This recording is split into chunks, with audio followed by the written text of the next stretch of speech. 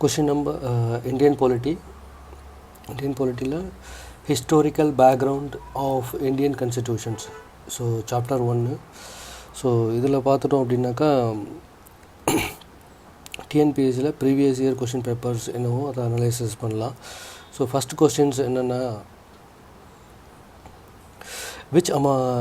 which act empowered the crown to create a board of 6 commissioners for the affairs of India? Which act empowered the crown to create a board of 6 commissioners for the affairs of India? So இது வந்துட்டு என்னென்னா bits India act தான் வந்துட்டு இந்த ஆக்டை தான் வந்துட்டு empower பண்ணாங்க crown to create the board of 6 கமிஷனருக்கு Pitt's India act. So Pitt's India act பார்த்துட்டோம்னாக்கா இது வந்துட்டு 1784 வந்துட்டு வந்துச்சு. Established by British prime ministers William Pitt. So இதை வந்துட்டு வில்லியம் பிட்ஸ் தான் வந்துட்டு எஸ்டாப்ளிஷ் பண்ணியிருந்தார். Ratified the defects of the amendment act of 1781. So இது வந்துட்டு அமெண்ட்மெண்ட் ஆக்ட் ஆஃப் 1781 வந்துட்டு அமெண்ட்மெண்ட் பண்ணது அப்படின்றது மாதிரி சொல்கிறாங்க. ஸோ அப்புறம் வந்து established a system of dyarchy. So இதை வந்துட்டு டயார்கி சிஸ்டத்தை எஸ்டாப்ளிஷ் பண்ணதாக சொல்கிறாங்க. ஸோ இதுதான் வந்துட்டு ஃபஸ்ட் கொஸ்டின்ஸ். அதுக்கப்புறம் போர்ட் ஆஃப் டைரக்டர்ஸ் இருக்காங்க. Board of directors business operations formations of national committee for management. So board of directors வந்துட்டு பிஸ்னஸ் ஆப்ரேஷன் பண்ணுவாங்க, formations of national committee for மேனேஜ்மெண்ட்டாக வந்துட்டு. So formation of secret committee. So இதில் வந்துட்டு secret கமிட்டியை வந்துட்டு format பண்ணாங்க. அப்புறம் ரெகுலேட்டிங் ஆக்ட் ஆஃப் 1773 பார்த்துட்டோம்னாக்கா அதில் வந்துட்டு British prime ministers Lord North இருக்கிறார் வந்து. ஓகே, அதுக்கப்புறம் British government recognized the political and administrative functions of the company for the first time. So இந்த ஒரு பிரிட்டிஷ் கவர்மெண்ட் என்ன பண்ணாங்கன்னா ரெகக்னைஸ் பண்ணுறாங்க எதனா political administrative and functions of the company first டைமில். ஸோ அதுக்கப்புறம் created a new body called court of directors. So அதுக்கப்புறம் தான் வந்துட்டு ஒரு நியூ பாடியை வந்து கிரியேட் பண்ணுறாங்க. அதுக்கு பேர் வந்துட்டு என்ன சொல்கிறாங்கன்னா கோர்ட் ஆஃப் டைரக்டர்ஸ் அப்படின்னு சொல்கிறாங்க. ஸோ இது ஃபஸ்ட்டு கொஸ்டின்ஸு. Question number 2 என்னன்னா, the Constitution Amendment of India was set up according to the proposal of dash. இந்த கான்ஸ்டியூஷன் அசம்பிளி வந்துட்டு இந்தியாவோட கான்ஸ்டியூஷன் அசம்பிளி வந்துட்டு செட்டப் பண்ணுறாங்க. ஸோ எந்த ப்ரப்போசலை பேஸ் பண்ணி ப்ரப்போஸ் பண்ணுறாங்க அப்படின்னா செட்டப் பண்ணுறாங்கனாக்கா த கேபினட் மிஷன் பிளான். இந்த கேபினட் மிஷன் பிளானை பேஸ் பண்ணி தான் இந்த கான்ஸ்டியூஷன் அசம்பிளியை செட்டப் பண்ணுறதா சொல்கிறாங்க. ஸோ இது பார்த்துட்டோம்னாக்கா explanation. M.N. Roy initiated the idea that Indians should have the Constitution Assembly to frame the Constitution of India 1934. So M.N. Roy தான் வந்துட்டு ஃபஸ்ட்டு ஐடியா வந்துட்டு சொல்கிறாரு, இந்தியாவுக்குன்னு ஒரு கன்ஸ்டியூஷன் அசம்பிளி இருக்கணும், அது வந்துட்டு ஃப்ரேம் பண்ணி கன்ஸ்டியூஷன் அசம்பிளி வந்துட்டு ஃப்ரேம் பண்ணணும் இந்தியன் கான்ஸ்டியூஷன் 1934 படி. ஸோ அதுக்கப்புறம் the cabinet mission visited India during March 1946. So என்ன பண்ணுறாங்கனாக்கா கேபினட் மிஷன் வந்துட்டு இந்தியாவை விசிட் பண்ணுறாங்க. எப்போன்னா மார்ச் 1946. மெம்பர்ஸ் பார்த்துட்டோம்னா யாருன்னா சர் ஸ்டஃபர்ட் கிரிப்ஸ், அப்புறம் ஏவி அலெக்சாண்டர், அப்புறம் பேத்திக் லாரன்ஸ் அப்படின்றவங்க. இதில் பார்த்திங்கன்னா with recommendation of this committee constitutional assembly was formed on 16/12/1946. So இதை பேஸ் பண்ணி தான் வந்துட்டு அந்த ரெக்கமெண்டேஷனை பேஸ் பண்ணி தான் வந்துட்டு ஃபார்ம்டு ஆன் 16/12/1946 வந்துட்டு ஃபார்ம் பண்ணுறதா சொல்கிறாங்க. அதுக்கப்புறம் on 1928 model constitutions was framed by the Motilal Nehru. அதாவது 1928 மாடலில் கான்ஸ்டியூஷன், அந்த மாடலில் உள்ள கான்ஸ்டியூஷனை பேஸ் பண்ணி தான் மோட்டிலால் நேருன்றவர் வந்துட்டு 1928 மாடல் கான்ஸ்டியூஷனை வந்துட்டு ஃப்ரேம் பண்ணது யாருன்னா மோத்திலால் நேரு. அதுக்கப்புறம் பார்த்திங்கன்னா கிரிப்ஸ் மிஷன் 1942 ஹெட். அந்த கிரிப்ஸ் மிஷன் 1942 வந்துட்டு ஹெட் யாருனாக்கா Stafford Cripps. As a result of failure of this missions Quit India movement was formed. இந்த கிரிப்ஸ் மிஷன் வந்து 1942 வந்துச்சு. ஸோ அதுக்கு ஹெட்டாக இருந்தது யார் அப்படின்னா Stafford Cripps. As a result of failure of this mission Quit India movement was formed. So இதோட ஃபெயிலியரை தான் வந்துட்டு குவைட் இந்தியா மூவ்மெண்ட் வந்துட்டு ஃபார்ம் பண்ணதாக சொல்கிறாங்க. ஓகே. ஸோ அதுக்கப்புறம் மவுண்ட் பேட்டன் பிளான் வந்துட்டு June 3, 1947 வந்தது. Bifurcations of India and Pakistan. So Mountbatten plan வந்துட்டு June 3, 1947. ஸோ அதை வந்துட்டு பேஸ் பண்ணி தான் வந்துட்டு இந்தியா அண்டு பாகிஸ்தான் அப்படின்ற 2 கண்ட்ரியை தனித்தனியாக பிரிக்கிறாங்க. Okay. Question number 3. The Regulating Act of 1773 was passed by whom? So regulating act of 1773 வந்துட்டு பாஸ் பண்ணது யார் அப்படின்னு கேட்டாக்கா ஆன்சர் வந்துட்டு லார்ட் நார்த் அப்படின்றவர் தான் வந்துட்டு ஃபார்ம் பண்ணது. ஓகே. கொஸ்டின் என்னென்னா ரெகுலேட்டிங் ஆக்ட் ஆஃப் 1773 அதை வந்துட்டு பாஸ் பண்ணது வந்துட்டு லார்ட் நார்த் அப்படின்றவர்.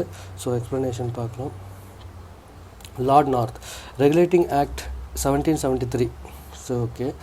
பிரிட்டிஷ் பிரைம் மினிஸ்டர் லார்டு அப்போ வந்துட்டு லார்ட் நார்த் அப்படின்றவர் தான் பிரிட்டிஷ் பிரைம் மினிஸ்டராக இருந்தார்.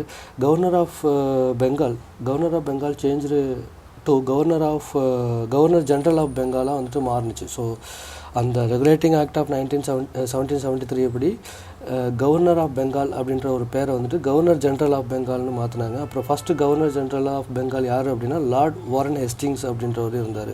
So according to the charter act of 1833 governor general of Bengal அப்படின்றவர் கவர்னர் ஜென்ரல் ஆஃப் இந்தியாவாக மாற்றினாங்க. ஸோ அதுக்கப்புறம் என்ன பண்ணியிருக்காங்கன்னா சார்ட்டர் ஆக்ட் 1833 வந்துச்சு. ஸோ அதில் என்ன பண்ணிட்டாங்கனாக்கா கவர்னர் ஜென்ரல் ஆஃப் பெங்கால்ன்றதை வந்துட்டு கவர்னர் ஜென்ரல் ஆஃப் இந்தியாவாக மாற்றிட்டாங்க. அப்புறம் first governor general of India வந்துட்டு லார்ட் வில்லியம் பென்டிக் அப்படின்றவர். Okay. So question number 4. The regulating act provided for the establishment of supreme court at யார் சுப்ரீம் கோர்ட்டை எஸ்டாப்ளிஷ் பண்ணது யாருன்னா ஃபோர்ட் வில்லியம் அப்படின்றவர் தான். ஸோ கொஸ்டின் என்னென்னா the regulating act provided for the establishment of the Supreme Court at Fort William அப்படின்றது. Okay. explanation. According to the Regulating Act of 1773 Supreme Court was established in the Fort William of Kolkata. So 1973 regulating act வந்துச்சு. So இதில் வந்துட்டு supreme court அப்படின்றத ஒன்று establish பண்ணுறாங்க. So யார் தலைமையிலனா William ஃபோர்ட்டில் of கொல்கத்தாவில். Okay. Contain chief just and 3 judges இதில் இருக்குது. அப்புறம் பார்த்துட்டிங்கன்னா ஃபஸ்ட்டு சீஃப் ஜஸ்டிஸ் யாருன்னா சர் எலிஃப் ஜெஃபி இம்பி அப்படின்றவர். Fourth George was completed on sir George day 23rd April in Chennai. So fourth George வந்துட்டு கம்ப்ளீட் பண்ணுறாங்க ஆன் சர் ஜார்ஜ் டே. அதை வந்துட்டு சர் ஜார்ஜ் டே அப்படின்னு 23rd April வந்துட்டு அனௌன்ஸ் பண்ணுறாங்க இன் சென்னையில். அப்புறம் sir David fort general of Madras Elihu Yale named it situated in Cuddalore. So இது வந்துட்டு கடலூரில் இருக்கிறதா சொல்கிறாங்க. சர் டேவிட் ஃபோர்ட் வந்துட்டு governor of sir David fort அப்படின்றத ஒன்று எஸ்டாப்ளிஷ் பண்ணுறாங்க. ஸோ அது யாருனாக்கா கவர்னர் ஆஃப் மெட்ராஸ் வந்துட்டு எலிஹுலே அவர் தான் வந்துட்டு நேம் இதுக்கு வந்துட்டு பேர் வைக்கிறார். ஓகே. கிஞ்சி ஃபோர்ட் ஆர் செஞ்சி ஃபோர்ட் வந்துட்டு இஸ் லொக்கேட்டட் இன் விழுப்புரம் டிஸ்ட்ரிக்டில் இருக்கிறதா சொல்கிறாங்க. ஓகே. அப்புறம் கொஸ்டின் நம்பர் 5. 5th கொஸ்டின்ஸ் என்னன்னாக்கா அசஷன் அண்ட் ரீசன். அசஷன் என்னன்னாக்கா த Indian council act also called Morley Minto reform was introduced in 1909. So அதாவது இந்தியன் கவுன்சில் ஆக்ட் வந்துட்டு அதை என்ன சொல்கிறாங்கன்னா மோர்லி மின்டோ ரிஃபார்ம் அப்படின்னு சொல்கிறாங்க. அதை இன்ட்ரடியூஸ் பண்ணது 1909. ஸோ ரீசன் என்ன சொல்கிறாங்கன்னா Lord Curzon imperialist attitude, autocratic rules and lack of sympathy for Indians and failure to comply with legitimate demands of the Indian peoples act 1892. So இதை சொல்கிறாங்க. இது வந்துட்டு ரீசன்னாக சொல்கிறாங்க. ஸோ இப்போ இதில் வந்துட்டு ஆன்சர் வந்துட்டு ஏ இஸ் ரைட். அப்புறம் ரீசன் அசஷன் வந்துட்டு ரைட்டுனும் ரீசன் வந்துட்டு ராங் அப்படின்றது சொல்கிறாங்க. ஓகே. Questions number 5. இதில் என்ன சொல்கிறாங்கன்னா the Indian council act 1909 is also called as Minto Morley reform. So Indian council act 1909 தான் வந்துட்டு மின்டோ மோர்லி ரிஃபார்ம். இது வந்து கரெக்டான ஒரு ஸ்டேட்மெண்ட். ஓகே. கவர்னர் ஜென்ரல் அப்புறம் viceroy Lord Minto governor general அப்புறம் கவர்னர் ஜென்ரல் அவளுக்கு வைஸ்ராய் அப்படின்றது வந்துட்டு லார்ட் மின்டோவாக இருந்தது 1905லேருந்து 1910 வரையும். So secretary of the state of India வந்துட்டு மோர்லே இருந்திருக்காரு.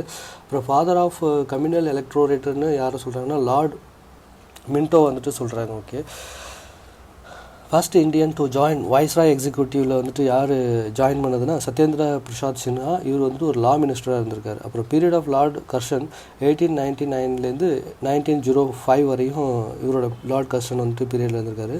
ஸோ அதுக்கப்புறம் பார்த்தோம்னா Indian university act enacted on 1905. So Indian universities act enact பண்ணாங்க 1904. கல்கத்தா கார்பரேஷன் ஆக்ட் வந்து 1899 வந்துட்டு வந்துச்சு. ஸோ இது வந்து கொஸ்டின் நம்பர் 5 முடிஞ்சிச்சு. கொஸ்டின் நம்பர் 6 என்னென்னா, name the act which ended the rule of British East India Company in India. So எந்த act மூலியமாக பிரிட்டிஷ் ஈஸ்ட் இந்தியா கம்பெனி வந்துட்டு இந்தியாவில் ஏண்டானுச்சு அப்படின்னு பார்த்தோம்னா அந்த Indian council act of 1853. So இதுபடி தான் வந்துட்டு இந்தியாவில் பிரிட்டிஷ் ஈஸ்ட் இந்தியா கம்பெனி வந்துட்டு ஏண்டானுச்சு. So 1858 government of India act. So இதில் என்னென்னா வைஸ்ராயாக இருந்தது யார் அப்படின்னா லார்ட் கேனிங் வந்துட்டு ஃபஸ்ட்டு வைஸ்ராயாக இருந்தார். அப்புறம் லாஸ்ட் கவர்னர் ஜென்ரல் ஆஃப் இந்தியாவும் இவர் தான் வந்துட்டு இவர் தான் இருந்திருக்கார். ஓகே, ஆஸ் எ ரிசல்ட் யார் பேர் வந்துட்டு லார்ட் கேனிங் அப்படின்றவர். As a result of 1857 revolt. So இது எதனால் வந்துச்சு அப்படின்னா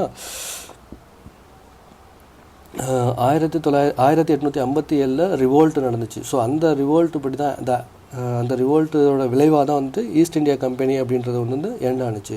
act was ended East India company rules in இந்தியாவில் வந்துட்டு எண்ட் ஆனதாக சொல்கிறாங்க. ஓகே, அதுக்கப்புறம் system of dyarchy was ended up. So அதுக்கப்புறம் டயார்கின்ற ஒரு சிஸ்டத்தை எண்ட் பண்ணிவிட்டு the first secretary of state வந்து லார்ட் ஸ்டான்லி அப்படி இருந்தார். அப்புறம் 1861 இந்தியன் கவுன்சில் ஆக்ட் வந்துச்சு 1861.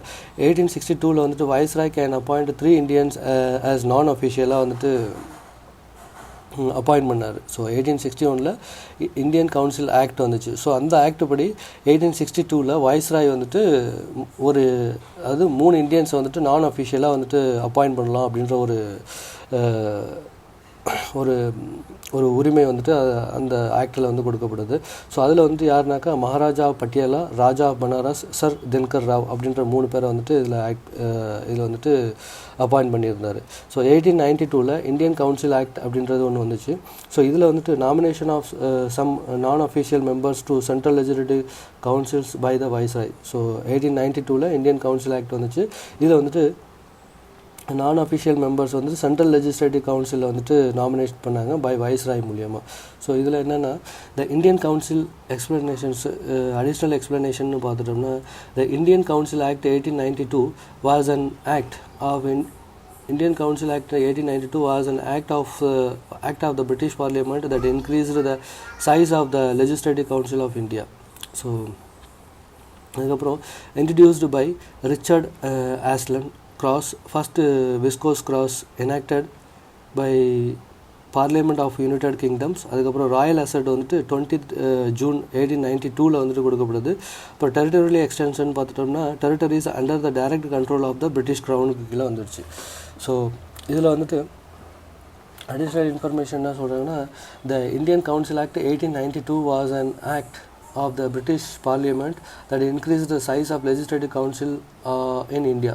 ஸோ 1892 இந்தியன் கவுன்சில் ஆக்ட் வந்துச்சு. ஸோ அதில் வந்து பிரிட்டிஷ் பார்லிமெண்ட்டில் அதாவது இந்தியாவில் லெஜிஸ்லேட்டிவ் கவுன்சிலோட சைஸை வந்துட்டு இன்க்ரீஸ் பண்ணாங்க. ஒன்று அதை இன்ட்ரடியூஸ் பண்ணது வந்துட்டு ரிச்சர்ட் அசிஸ்டோன் கிராஸ் அப்படின்றவர் தான். So first viscous cross. So அதுக்கப்புறம் எனாக்டட் பண்ணது பார்லிமெண்ட் ஆஃப் த யூகே. இவங்க தான் வந்துட்டு பார்லிமெண்ட் ஆஃப் யூகே தான் வந்துட்டு எனாக்ட் பண்ணாங்க. ராயல் அசன்ட் எப்போ கிடச்சதுன்னா 20th June 1892. டெரிட்டோரியல் எக்ஸ்டென்ஷன் வந்துட்டு டெரிட்டரிஸ் அண்டர் எக்ஸ்டென்ஷன் எப்போ நடந்துச்சுன்னா இந்த டெரிட்டரிஸ் எல்லாமே இந்தியன் டெரிட்டரிஸ் வந்துட்டு பிரிட்டிஷ் க்ரௌனுக்கு கீழே வந்துச்சு. ஸோ இதுதான் additional informations. Question number 7. 7th questions என்ன அப்படின்னா how many members were nominated by the British in the cabinet missions in 1946? So எத்தனை நாமினேட்டட் மெம்பர்ஸ் வந்துட்டு பிரிட்டிஷ் வந்துட்டு கேபினட் மிஷன் 1946 வந்துட்டு நாமினேட் பண்ணாங்க அப்படின்றத சொல்கிறாங்க. ஸோ 3 மெம்பர்ஸ் வந்துட்டு நாமினேட் பண்ணாங்க. So explanation In 1946 cabinet missions of 3 members was established by Englishmen. So இவங்க வந்துட்டு 1946 என்ன வந்துச்சு, கேபினெட் மிஷன் வந்துச்சு. இந்த கேபினெட் மிஷனில் 3 மெம்பர்ஸ் வந்து எஸ்டாப்ளிஷ் பண்ணாங்க இங்கிலீஷ்மென்ஸ். இட்ஸ் மெம்பர்ஸ்னு பார்த்தோம் யாருன்னா சர் ஸ்டஃபோர்ட் கிரிப்ஸ் அப்படின்றவர், அதுக்கப்புறம் ஏபி அலெக்சாண்டர்ஸ், அப்புறம் தேர்டு பார்த்துட்டோம்னாக்கா லார்ட் பேத்திக் லாரன்ஸ் அப்படின்ற ஒரு 3 பேரை வந்துட்டு இதில் அப்பாயின்மெண்ட் பண்ணாங்க, நாமினேட் பண்ணாங்க. Based on the recommendation of cabinet mission plan, constitution of assembly established 6/12/1946 வந்துட்டு கான்ஸ்டியூஷன் அசம்பிளி வந்துட்டு எஸ்டாப்ளிஷ் பண்ணியிருந்தாங்க. ஸோ இதில் வந்துட்டு கொஞ்சம் அடிஷ்னல் இன்ஃபர்மேஷன் பார்த்துட்டோம் அப்படின்னோம்னா, a cabinet mission came to India in 1946 in order to discuss the transfer of power from British government to Indian political leadership with the aim of preserving India unity and granting its independence. So cabinet mission வந்துட்டு இந்தியாவுக்கு வர்றாங்க எப்போ 1946 எதுக்காண்டினாக்கா power transfer பண்ணுறதுக்கு, British கவர்மெண்ட்டுக்கிட்டேருந்து Indian political லீடர்ஸ்க்கு பவரை வந்துட்டு transfer பண்ணுறதுக்காண்டி வர்றாங்க. சரி, okay. அதுக்கப்புறம் கொஸ்டின் நம்பர் 8. இதில் வந்துட்டு match list one select the correct answer using the code given below. So vernacular press act வந்துட்டு 1878 வந்துச்சு. ஸோ அது வந்துட்டு கொண்டு வந்தது லார்ட் லிட்டன் அப்படின்றவர். அப்புறம் இந்தியன் யூனிவர்சிட்டி ஆக்ட் 1904 வந்துட்டு லார்ட் கர்சன் கொண்டு வந்தது. அப்புறம் வந்துட்டு இந்தியன் கவுன்சில் ஆக்ட் ஆஃப் 1909 வந்துட்டு லார்ட் மின்டோ கொண்டு வந்தது. ரவுலட் ஆக்ட் 1919 வந்துட்டு லார்ட் செம்ஸ்ஃபோர்டு வந்துட்டு கொண்டு வந்தது. சரி, ஓகே. ஸோ ஆன்சர் பார்த்துட்டோம் அப்படின்னோம்னா D 3241 அப்படின்றது. ஸோ லார்ட் லிட்டன் அப்படின்றவர் வந்துட்டு இந்தியாவில் லார்ட் லிட்டன் வந்துட்டு ஜென்ரலாக இருந்திருக்காரு. ஸோ அது எப்படின்னா 1876 to 1880 வரையும்.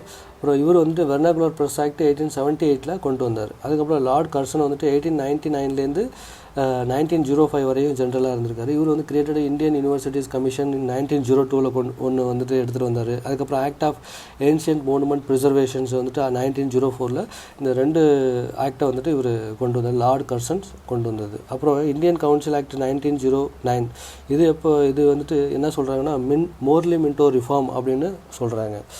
ஸோ இதில் எதுவும் அடிஷ்னல் இன்ஃபர்மேஷன்ஸ் எதுவும் இல்லை. ஸோ அதுக்கப்புறம் ரிப்பீட்டட் கொஸ்டின்ஸ்னு பார்த்துக்கலாம். ரிப்பீட்டட் கொஸ்டின்ஸில் அடிஷ்னல் இன்ஃபர்மேஷன்ஸ் எது இருக்குது, ஜஸ்ட்டு கொஸ்டின் அண்ட் ஆன்சர் வந்து டேரெக்டாக பார்த்துக்கலாம். Which act empowered the crown to create a board of 6 commissioners for the affairs of India.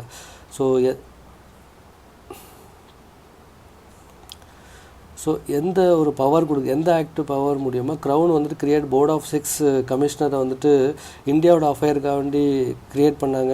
போர்டை க்ரியேட் பண்ணது அப்படின்னு பார்த்தோம்னா 6 கமிஷனரை வந்துட்டு க்ரியேட் பண்ண போர்டை வந்து க்ரியேட் பண்ணது வந்து பிட்ஸ் இந்தியா ஆக்ட் மூலியமாக தான் வந்துட்டு பிரிட்டிஷ் க்ரௌன் வந்துட்டு இதை க்ரியேட் பண்ணதாக சொல்கிறாங்க.